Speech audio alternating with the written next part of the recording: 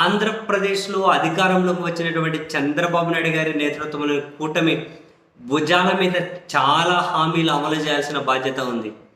అధికారంలోకి రావడం కోసం అల్లివిమాలిన హామీలన్నీ ఇచ్చుకుంటూ వచ్చారు. అవి ఎప్పుడు అమలు చేస్తారనే దాన్ని ఆ ఊసి కూడా వాళ్ళు ప్రస్తావించట్లేదు.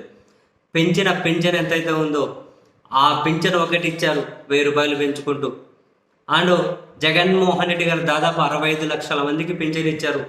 సో వీళ్ళు కూడా ఫస్ట్ నెల 65 లక్షల మందికి పింఛన్ ఇస్తున్నామని చెప్పారు, కానీ దాదాపు 60 నుంచి 70 వేల మందికి కోత పెట్టారు అని చెప్పి కొన్ని పత్రికలు, టీవీ ఛానళ్ళు ఆధారాలతో సహా వస్తూ ఉన్నాయి.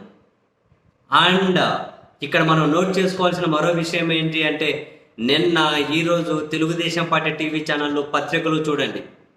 అవి చూస్తే మనకి బేసిక్గా మనం ఫాలో కావాల్సింది ఏంటి, చంద్రబాబు నాయుడు గారు ఏదైనా నిర్ణయం తీసుకోవాలి అంటే ఫస్ట్ వాళ్ళ పత్రికలు, టీవీ ఛానల్ ద్వారా ప్రచారం చేస్తారు. ఒకదాన్ని పిచ్చి కుక్క అని ముద్రేయాలనుకోండి, ఫస్ట్ వాళ్ళతో పిచ్చి పిచ్చి పిచ్చి కుక్క అని ప్రచారం చేస్తారు. అప్పుడు చంద్రబాబు నాయుడు గారు వచ్చి దాన్ని అయితే కట్టబడేస్తారు. ఇది ఎప్పుడు జరిగేదే. అండ్ నిన్న ఈరోజు తెలుగుదేశం పార్టీ పత్రికలు, టీవీ ఛానళ్ళు చూస్తే పింఛన్ల వ్యవహారాల మీద చాలామంది అక్రమంగా పింఛన్ తీసుకుంటున్నారని, జగన్మోహన్ రెడ్డి గారు సీఎం ఉన్నప్పుడు వీళ్ళకి ఇవన్నీ కనపరావు, ఆయన మీద ఎవరైనా ఇంత బండలు వేసేకి మాత్రమే ఉంటారు.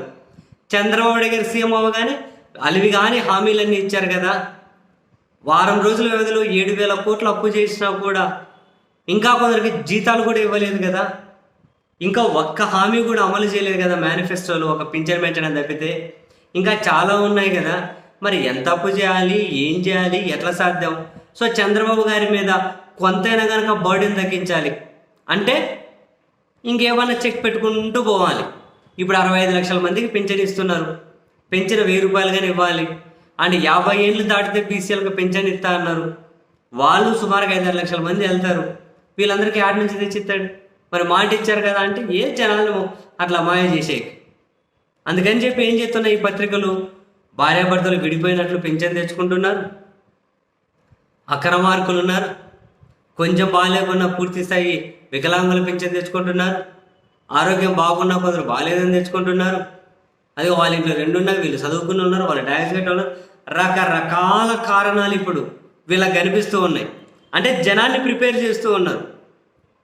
పింఛన్లలో కోత పెట్టేకి మీరు సిద్ధంగా ఉండండి అని చెప్పి ఎందుకు కోత పెడుతున్నారు, ముందే వీళ్ళు ప్రిపేర్ చేస్తూ ఉన్నారు. ముందే వీళ్ళు మరి జగన్మోహన్ రెడ్డి హయాంలో ఇవేం కనపరాలే. ఎవరికైనా కనుక అన్న ఆడో ఏడో ఒక్కరికి కూడా తీసేయలే.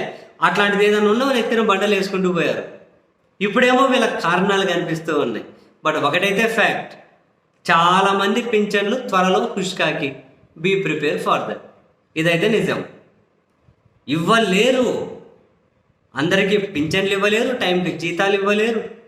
నెక్స్ట్ మహిళలకు మరి నెలకు 1500 యాడ్ తెచ్చేయాలి. అందరి పిల్లలకు అమ్మఒడి ఎప్పుడు ఇస్తారు, రైతు భరోసా 20,000 ఎప్పుడు ఇస్తారు, ఈ ఉచిత బస్సు ఎప్పుడు ఇస్తారు, గ్యాస్ సిలిండర్లు ఎప్పుడు ఇస్తారు. ఆయన చెప్పినవే కదా సూపర్ 6 అని. 6 అంటే గాల్లో వెళ్ళిపోతుంది కాబట్టి మేము ఇచ్చినా కూడా గాల్లోనే పోతాయని చెబుతారా?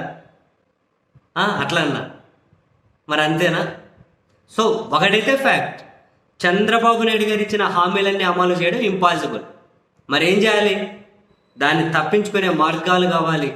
ఆ మార్గాలను అన్వేషించడంలో తెలుగుదేశం పార్టీ పత్రికలు, టీవీ ఛానల్లో ఉన్న స్క్రిప్ట్ రైటర్లు వాళ్ళ స్క్రిప్ట్కు పదును పెట్టి వరుస పెట్టి కథనాలు రాసుకుంటూ పోతారు. అందులో భాగంగానే నిన్న రాసిన, ఈరోజు రాసిన, రేపు రాసిన, ఇంకా తీసేసేంత వరకు రాసుకుంటూనే పోతూ ఉంటారు.